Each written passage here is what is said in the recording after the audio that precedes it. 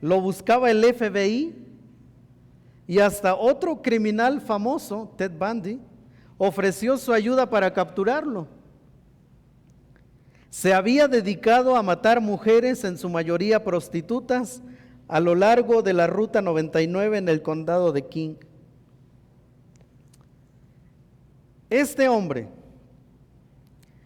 llegó a confesar más de 90 crímenes, pero solo 49 pudieron tratarse durante el proceso, porque en los otros casos dijo que no recordaba dónde había dejado los cadáveres. Y por supuesto que la ley marca que sin el cuerpo del delito no se podían sumar a la acusación. El 5 de noviembre de 2003 escuchó la condena: 49 cadenas perpetuas a cumplir en la penitenciaría del estado de Washington. Las confesiones evitaron que lo sentenciaran a muerte. 49 cadenas perpetuas. La gente no podía creer.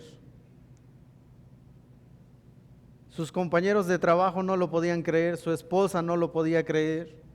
Su pastor dijo: ¿cómo es posible si este hombre ha estado involucrado en nuestra iglesia?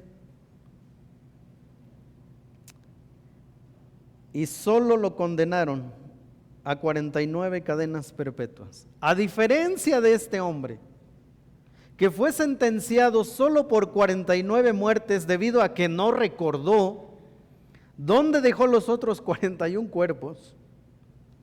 A diferencia de esto, la Biblia dice lo siguiente: y no hay cosa creada que no sea manifiesta en su presencia. Antes bien, todas las cosas están desnudas y abiertas a los ojos de aquel a quien tenemos que dar cuenta. Puede ser que él no se acuerde dónde dejó los otros cuerpos, pero hay ojos sobre él. Hay ojos sobre usted y hay ojos sobre mí.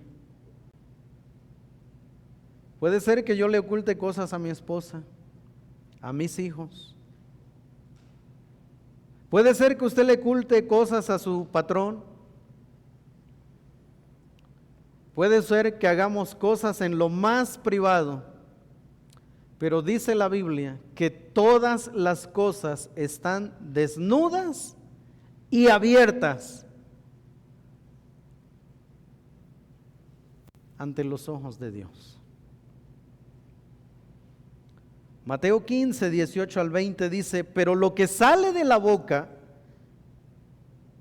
del corazón sale, y esto contamina al hombre, porque del corazón salen los malos pensamientos, los homicidios, los adulterios, las fornicaciones, los hurtos, los falsos testimonios, las blasfemias. Estas cosas son las que contaminan al hombre, pero el comer con las manos sin lavar no contamina al hombre. Génesis 8:21 dice: y percibió Jehová olor grato, y dijo Jehová en su corazón: no volveré más a maldecir la tierra por causa del hombre, porque el intento del corazón del hombre es malo desde su juventud, ni volveré más a destruir todo ser viviente como he hecho. Quiero que se lleven una palabrita hoy a casa, pero luego vamos a asociar, ¿verdad?, una cosa muy interesante. Esta es: el título del mensaje de hoy, hermanos, es culpables. Culpables. Vamos a ir a Romanos capítulo 3, versos 9 al 18, por favor. Abran sus Biblias en Romanos capítulo 3, versos 9 al 18, y vamos a hacer lo siguiente. Yo voy a leer el verso 9, ustedes el 10, y en el verso 18 nos vamos a unir todos juntos en la lectura, ¿ok? Yo 9, ustedes 10, seguimos y en el verso 18 leemos todos juntos y ahí concluimos nuestra lectura, que es donde vamos a estar meditando el día de hoy. Dice así: ¿qué pues? ¿Somos nosotros mejores que ellos? En ninguna manera, pues ya hemos acusado a judíos y a gentiles que todos están bajo pecado.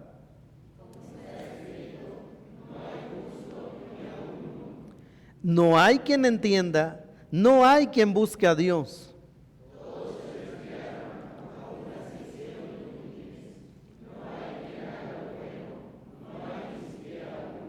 Sepulcro abierto es su garganta, con su lengua engañan, veneno de áspides hay debajo de sus labios.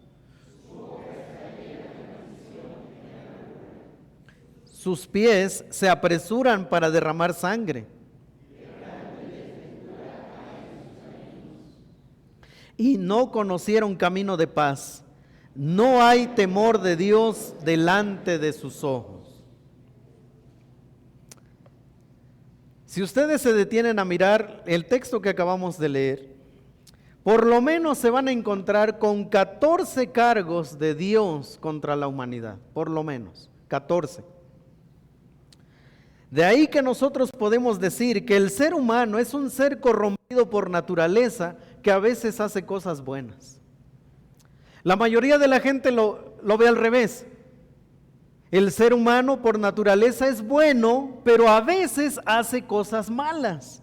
Bueno, nosotros acabamos de leer una descripción de Dios acerca de la humanidad y por eso es que podemos llegar a esta conclusión. El ser humano es un ser corrompido por naturaleza que a veces hace cosas buenas. Hoy no voy a predicar como generalmente acostumbramos, ¿verdad? Que les doy punto 1, punto 2, punto 3. Por el contrario, hoy les voy a dar 2 bosquejos. Así que el primero de ellos es de Timothy Keller. Y él hizo esta clasificación basado en el pasaje que acabamos de estudiar. A propósito, si usted no ha leído alguno de sus libros, compre un libro de Timothy Keller, ¿verdad? Muy buen escritor. Y él, ¿verdad?, bosquejó esta porción de los versos 9 al 18 de la siguiente manera. Y él señala 7 efectos del pecado. Número 1, nuestra posición legal delante de Dios, no hay justo. Número 2, nuestra mente ha sido afectada por el pecado, no hay quien entienda. Nuestros motivos, no hay quien busque a Dios. Nuestras voluntades, todos se han desviado. 5, nuestras lenguas, sepulcro abierto es su garganta. Nuestras relaciones, sus pies son veloces para derramar sangre. Y número 7, nuestra relación con Dios, no hay temor de Dios delante de sus ojos. Eso es lo que Dios ve.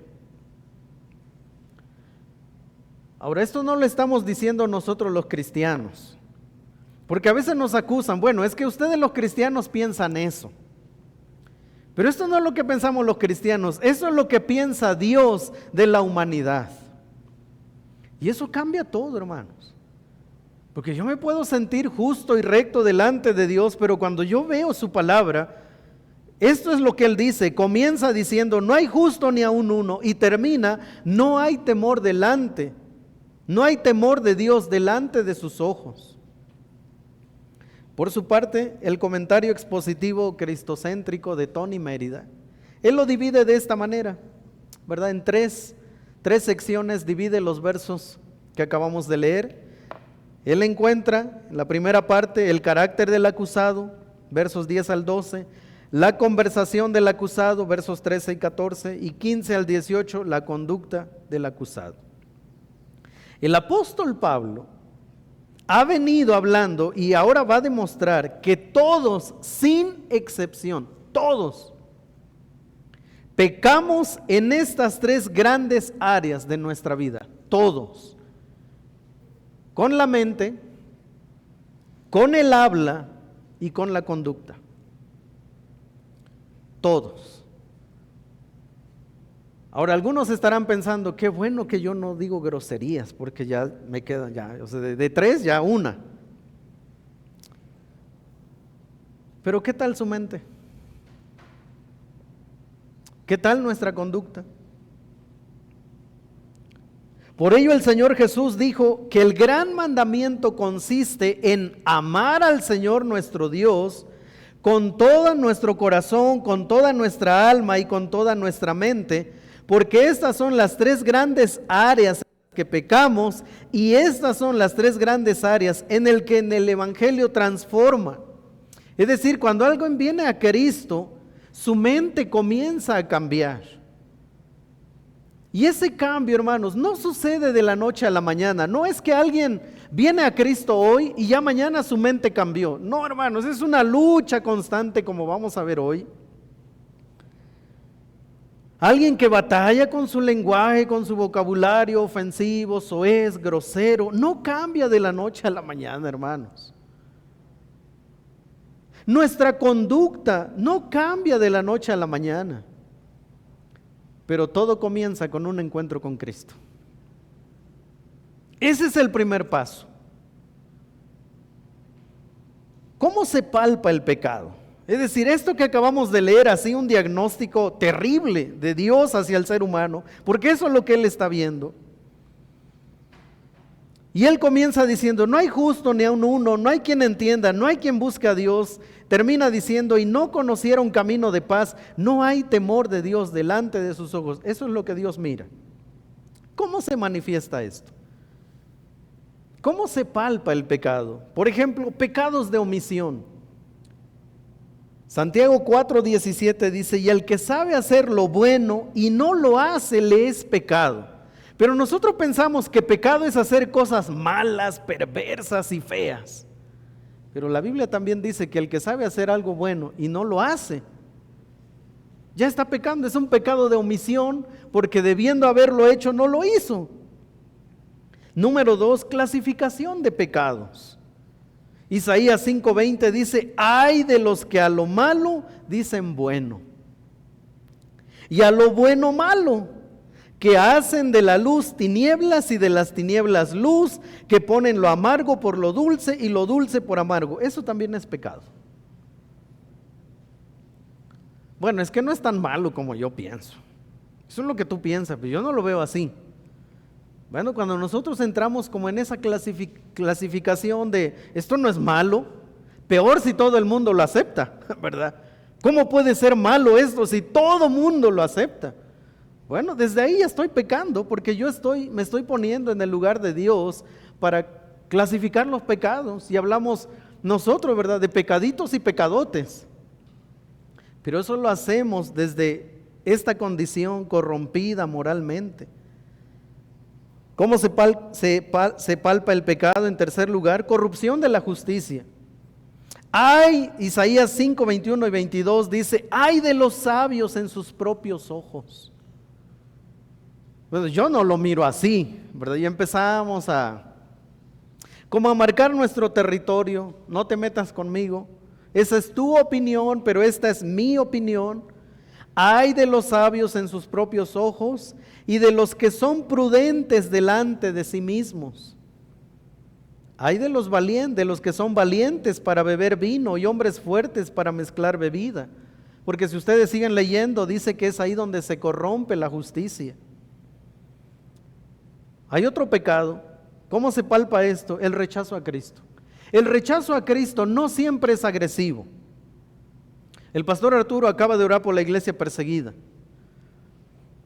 Esta semana salieron muchas noticias de familias en Chiapas que fueron desplazadas por ser creyentes, ¿verdad? Y la comunidad pues abiertamente católica, llega el sacerdote, alborota a la gente, sacan a los cristianos, les quitan casas, los terrenos, ¿verdad? Y los desechan. Y el gobierno así como bien gracias, ¿verdad? Y si no hay derechos humanos, ¿verdad? Para otras cosas sí las hay, para esto no las hay. Pero ¿sabe que hay un rechazo a Cristo que no es agresivo? Es un rechazo a Cristo muy sutil. Es aquella persona que escucha, pero se queda ahí en su límite.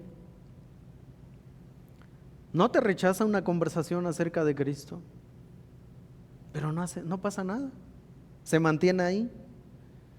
Juan 3:19 dice, y esta es la condenación, que la luz vino al mundo y los hombres amaron más las tinieblas que la luz, porque sus obras eran malas. Por naturaleza los hombres amamos, el ser humano ama, o ama a Cristo o ama su pecado. Esta semana llegó a mis manos un libro muy interesante, me llamó la atención, se llama Pecados Respetables, de Jerry Bridge. ¿Alguien ha leído ese libro? Ni el que me lo prestó lo ha leído, hermano. Le estuve dando una ojeada esta semana. Y en Pecados Respetables, el libro, el autor dice: falta de contentamiento, ingratitud, falta de dominio propio, envidia, mundanalidad, también son pecados que están ahí. Activismo religioso, ¿recuerdan? Pero tengo contra ti que has dejado tu primer amor. Ahora, este diagnóstico el apóstol Pablo lo amplió en sus cartas, en 1 Timoteo y 2 Timoteo y en Gálatas. Vamos a revisar esos pasajes. Esto que acabamos de leer juntos, versos 9 al 18, ¿cómo se mira en toda la Biblia? Bueno, vamos a ir al primero. 1 Timoteo 4, 1 al 3, dice así: pero el Espíritu dice claramente que en los postreros tiempos, ahora quiero aclarar, porque cuando nosotros leemos la palabra postreros tiempos, siempre lo miramos así como a futuro, postrer tiempo, ¿verdad? Los últimos días. Pero en la Biblia, la expresión postreros tiempos comenzó con Jesucristo. Comenzó con Jesucristo hasta su venida. En la Biblia, la expresión postreros tiempos tiene que ver eso. Es decir, nosotros estamos viviendo los postreros tiempos a causa de Cristo. Cristo ya vino y Cristo volverá. Esa es la etapa, ¿ok? Pero el Espíritu dice claramente que en los postreros tiempos algunos apostatarán de la fe, escuchando a espíritus engañadores y a doctrinas de demonios. Esto no es cualquier cosa. Por eso es que cada vez más vamos a ver más doctrinas demoníacas, diabólicas, porque la Biblia lo dice, esto va a crecer por la hipocresía de mentirosos que, teniendo cauterizada la conciencia, prohibirán casarse y mandarán abstenerse de alimentos que Dios creó, para que con acción de gracias participasen de ellos los creyentes y los que han conocido la verdad. ¿Cómo se mira este diagnóstico? 1 Timoteo 5, 24 y 25 dice: los pecados de algunos hombres se hacen patentes antes que ellos vengan a juicio, mas a otros se les descubren después. Asimismo se hacen manifiestas las buenas obras, y las que son de otra manera no pueden permanecer ocultas. Todo está delante del Señor. Aunque el ser humano intente ocultar su pecado, en algún momento sale a la luz, brota. ¿Cómo se mira este diagnóstico? 1 Timoteo 6, 9 y 10 dice: porque los que quieren enriquecerse caen en tentación y lazo, y en muchas codicias necias y dañosas que hunden a los hombres en destrucción y perdición, porque raíz de todos los males es el amor al dinero, el cual codiciando algunos se extraviaron de la fe y fueron traspasados de muchos dolores. Por eso es que no nos debe sorprender que de repente los artistas que viven en la opulencia y que exhiben sus millones de dólares en las redes, de repente uno se entera que ya están viviendo en la calle, ¿no? Ya perdieron todo, porque esto es lo que hace el amor al dinero. Los hace caer en codicias necias y dañosas y los destruyen. Pero eso también nos puede afectar a los creyentes, porque dice que muchos codiciando se extraviaron de la fe y fueron traspasados de muchos dolores. Así que no necesitamos ser artistas famosos para caer en esto. Los creyentes también estamos expuestos a este tipo de destrucción. Así se mira el pecado. 2 Timoteo 3, 1 al 5 dice: también debes saber esto, que en los postreros días vendrán tiempos peligrosos, porque habrá hombres amadores de sí mismos, ¿verdad? Narcisistas, avaros, vanagloriosos, soberbios, blasfemos, desobedientes a los padres, ingratos, impíos, sin afecto natural. O sea, ya ni hablemos de amor, hablemos de respeto a la vida, Y dice, ni siquiera, eso ya no habrá. Y lo vemos en nuestros días, claro, ¿verdad? Dice una canción, la vida no vale nada, ¿verdad? Y nos los han puesto como, pues sí, ¿verdad? La vida no vale nada. Y nos creemos eso. Pero eso es una manifestación de este diagnóstico de no hay justo ni aun uno. Implacables, calumniadores, intemperantes, crueles, aborrecedores de lo bueno, traidores, impetuosos, infatuados, amadores de los deleites más que de Dios, que tendrán apariencia de piedad, pero negarán la eficacia de ella. Cuidado con esto último. Dice, amadores de los deleites más que de Dios, que tendrán apariencia de piedad. Es decir, lo malo no siempre llega como malo y perverso y depravado. A veces lo malo va a llegar en una bandeja bien decorada. Pero dice, tendrán la apariencia de piedad, pero ellos mismos ni creerán en esa piedad. Segunda Timoteo 1:4, otra descripción de cómo se ve esto.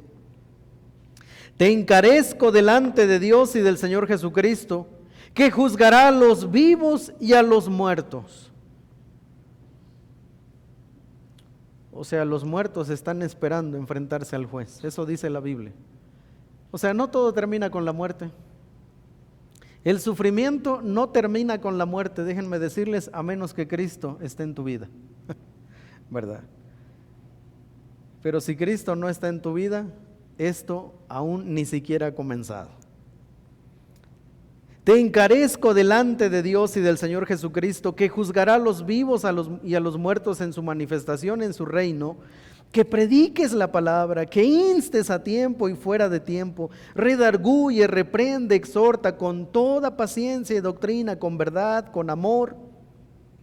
Porque vendrá tiempo cuando no sufrirán, no la soportarán, ¿verdad? Esa es la idea. Porque vendrá tiempo cuando no soportarán la sana enseñanza, sino que teniendo comezón de oír, se amontonarán maestros conforme a sus propias concupiscencias. Concupiscencia es esa inclinación natural del hombre al mal. Así que se amontonarán maestros conforme a sus propias inclinaciones al mal, y apartarán de la verdad el oído y se volverán a conversaciones terribles. Por eso Pablo le dice a Timoteo, predica la palabra, mientras haya tiempo, mientras escuchen, mientras no quieran escuchar, predica, porque va a llegar un momento en el que no la van a soportar. Pero ahora quiero cerrar con nosotros. Ahora quiero hablar de cómo se ve este diagnóstico en nuestra vida real, en la vida del creyente. Aquí ya no estamos hablando de los que no conocen a Cristo, aquí estamos hablando de cómo se mira este diagnóstico terrible en nuestra propia realidad como creyentes. El apóstol Pablo dijo, digo pues, andad en el Espíritu y no satisfagáis los deseos de la carne. Porque el deseo de la carne es contra el Espíritu y el Espíritu es contra la carne, y estos se oponen entre sí para que no hagáis lo que quisiereis. Pero si sois guiados por el Espíritu, no estáis bajo la ley, y manifiestas son las obras de la carne. Ahora, esta lista no es exhaustiva, hermanos. Esta lista es mucho más amplia. Pero el apóstol Pablo reconoce que en el corazón del creyente se está librando una batalla. En nuestro corazón, antes de ser creyentes, hermanos, nosotros nos deleitábamos en alguna de estas o en varias. Y Pablo dice que cuando venimos a Cristo, el primer día comenzó una lucha espiritual en nosotros terrible, entre lo que nosotros amamos y entre lo que Cristo quiere que nosotros amemos. Y esta es parte de esta lucha. Él dice que en nuestro corazón, en nuestra mente, hay una lucha, y estas son las obras de la carne: adulterio. Ahora, no está diciendo que todos los cristianos tenemos todas estas luchas. Adulterio. Es decir, si un hermano en Cristo antes de ser creyente, vivía una vida adúltera. Ahora que está en Cristo, hermanos, ¿se imaginan esa lucha?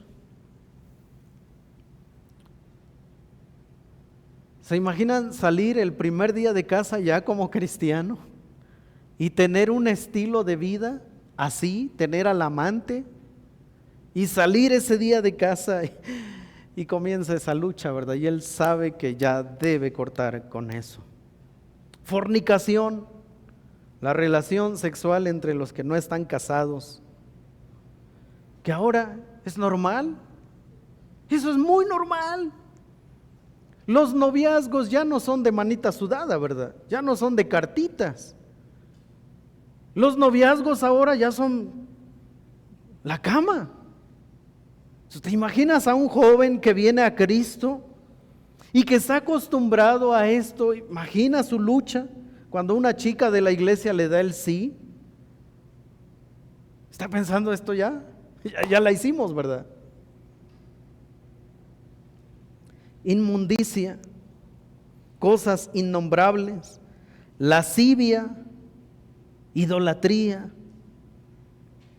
hechicerías, enemistades. Alguno dirá, gracias a Dios yo no soy adúltero, pero ¿qué tal te la llevas con tus vecinos?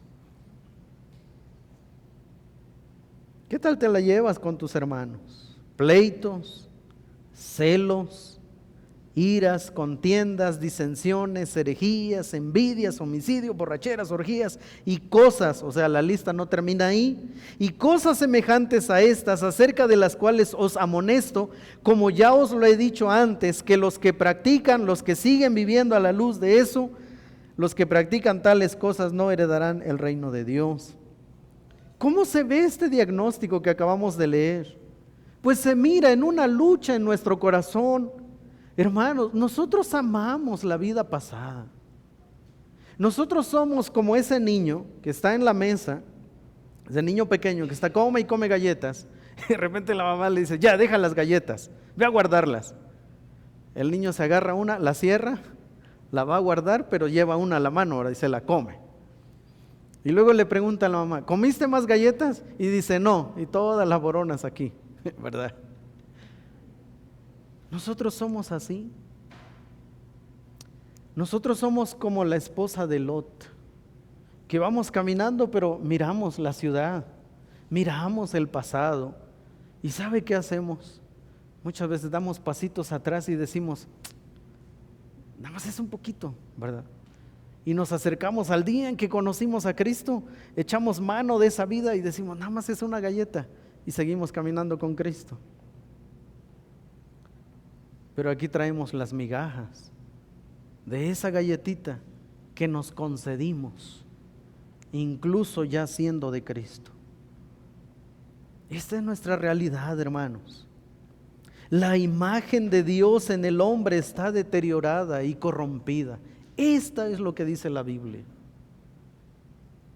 Por eso es que allá afuera nosotros vemos cosas que nos asustan, cosas impensables, aberraciones, porque la imagen de Dios en el hombre está deteriorada y está corrompida.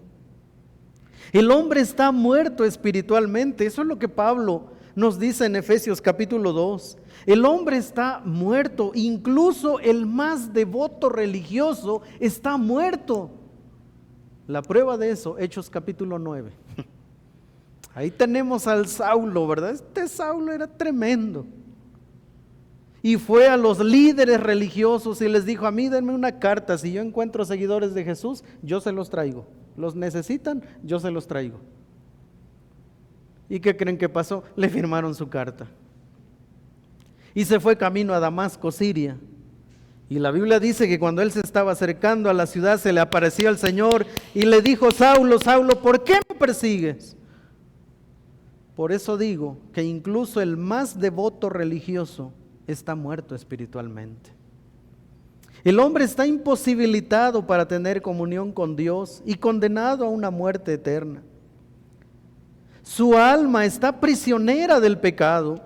Su intelecto está oscurecido, su voluntad se ve dominada por deseos opuestos a Dios y su moral está totalmente inclinada hacia el mal. Así que en resumen podemos decir que el ser humano se ve afectado a nivel mental, emocional, moral, espiritual y físico. Ahora, esto yo no lo estoy diciendo. Esto es lo que dice Dios y su palabra, que cuando Él mira a la humanidad, esto es lo que Él mira. Queridos hermanos, ¿sabe que ninguno de nosotros estaba buscando a Dios? ¿Sabe que fue Dios el que descendió a nuestro encuentro? Fue Dios el que descendió del cielo, puso una cruz y en ella a su Hijo, y desde la cruz ahora nos llama. No éramos nosotros, hermanos. Es que yo estaba en búsqueda de Dios. No. La Biblia dice que lo que Él estaba mirando era esto: no hay temor de Dios en el corazón del hombre. De manera natural, no hay temor de Dios. De manera natural, no hay justo ni a uno, no hay quien entienda, no hay quien busque a Dios. Todos se desviaron, a una se hicieron inútiles. No hay quien haga lo bueno, no hay ni siquiera uno, por lo menos delante de sus ojos. Delante de mí pueden ser bondadosos, buenos, pero delante de Dios no. Quiero cerrar con esto.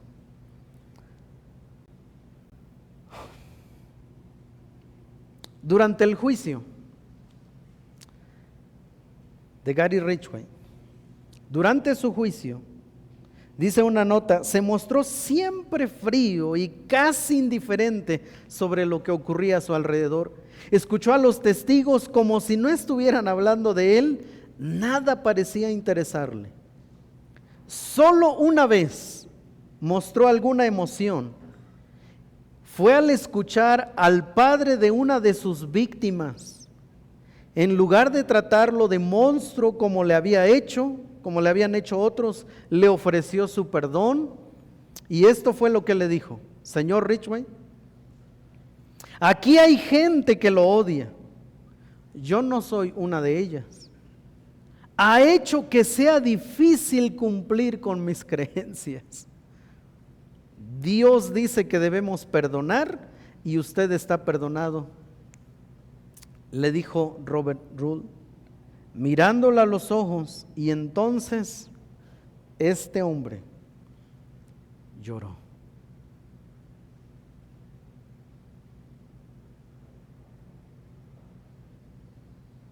Cada vez que él tomaba a una mujer, la ultrajaba, la asesinaba y la sepultaba, él sabía lo que se estaba echando sobre los hombros: el odio y el repudio de la sociedad. Él lo sabía. 90 ocasiones él hizo lo mismo. Así que él sabía que lo único que él llevaba sobre sus hombros era odio, repudio, pero más de los padres, de los familiares cercanos. Él nunca esperó que ese día se levantara este hombre y le dijera esto: yo no te odio. O sea, has puesto a prueba mi fe. Es como si le hubiera dicho: yo he sido perdonado de más cosas peores de las que tú has hecho por Dios.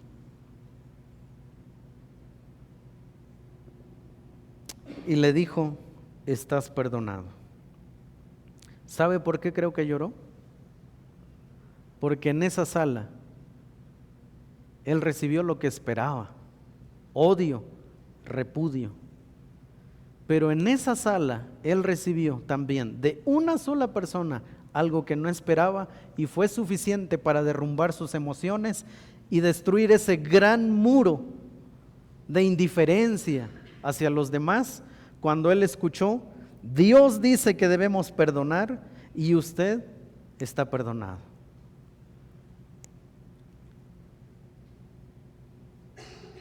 Desde la cruz todavía se pueden escuchar las siguientes palabras: Padre, perdónalos porque no saben lo que hacen. Y la otra palabra que todavía se puede escuchar desde la cruz es consumado es. ¿Sabe qué es consumado es? Señor, estos no te deben nada. ¿Sabe por qué le dije que al final del mensaje usted iba a comprender por qué este canto me encantó hoy? Gracia más grande que el pecado. Si esta descripción que acabamos de leer de Romanos capítulo 3 versos 9 al 18 nos parece terrible, ahora quiero que se imagine que eso ante la bondad y la misericordia de Dios se queda reducido a la nada, porque nosotros adoramos al Dios de toda gracia. Él es el Dios de toda misericordia. Por eso, hermanos, es que hoy debería haber profunda gratitud en nuestro corazón, porque de ahí nos tomó Dios. De una vida miserable, así injusta, de una vida donde no había temor en nuestro corazón. Aunque yo dijera, no, sí, yo pensaba en Dios, lo que Dios estaba viendo era esto, no hay temor en su corazón.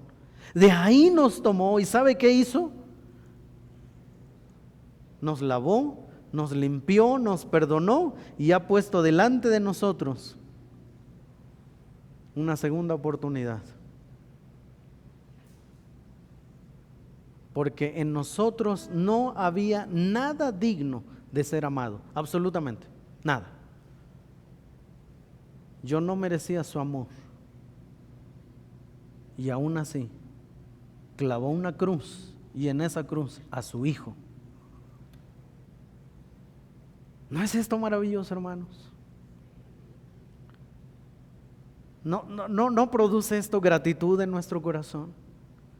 De saber que el único que pudo condenarme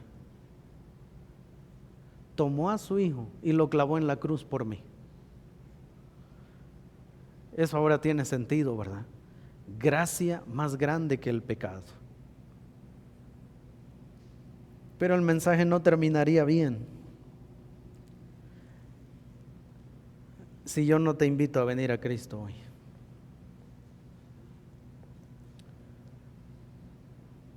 El mensaje no quedaría ahí si yo no hago un llamamiento a venir a los pies de Cristo hoy. ¡Qué gracia! Porque Él es el Dios de toda gracia. Así que ahí donde estás, yo quiero hacer un llamamiento para cualquier persona que dice, pastor, yo nunca, jamás le he entregado mi vida a Cristo consciente de esta verdad. Nunca he venido a sus pies en arrepentimiento y fe. Yo creo en Dios, pero Él no es mi Salvador. Y yo soy la persona descrita en Romanos capítulo 3. Yo soy. ¿Sabes a qué te invito hoy? Que ahí donde estás, vengas a Cristo. Le digas palabras más o menos, Señor, yo reconozco quién soy delante de ti y yo soy la persona descrita de Romanos 3. Yo sé que cuando tú me miras, eso es lo que tú miras. Pero también hoy entendí que a pesar de ser esa mi condición, hay una gracia mayor dispuesta para mí y en el nombre de Cristo yo la quiero tomar hoy. Sálvame, límpiame, restáurame. Si alguien quiere venir a los pies de Cristo de manera muy valiente, mientras la iglesia ora, voy a pedirles que inclinen su rostro. Cerramos sus ojos para evitar alguna distracción. Pero si alguien dice, pastor, yo hoy quiero venir a Cristo. No más en esa vida justificándome, necesito a Cristo, el Dios de toda gracia. ¿Hay alguien? Solo levanta tu mano. Una persona se acercará a ti, te explicará detenidamente en pocos minutos tomará tiempo contigo y te explicará qué es venir a los pies de Cristo. ¿Habrá alguien que dice, pastor, aquí está mi mano?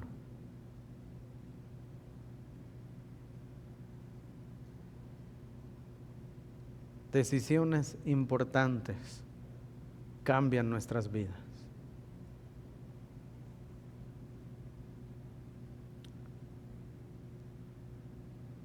Es mi deseo que todos los que estamos aquí de verdad tengamos a Cristo como Señor y Salvador.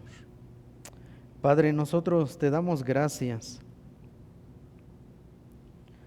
porque tú nos amaste cuando nosotros no te estábamos amando, porque cuando nosotros te estábamos dando la espalda, Cristo Jesús fue clavado en nuestro lugar. Y el único que podía condenarnos nos perdonó. En gratitud a Él te adoramos y te bendecimos. Gracias, Señor, porque no somos culpables. Ahora en Cristo somos aceptos y somos amados. Gracias, Señor, porque Él tomó nuestra culpa, la echó sobre sus hombros y cuando venimos a Él en arrepentimiento y fe, nos limpió para estar siempre con Él. En el nombre de Jesús oramos. Amén.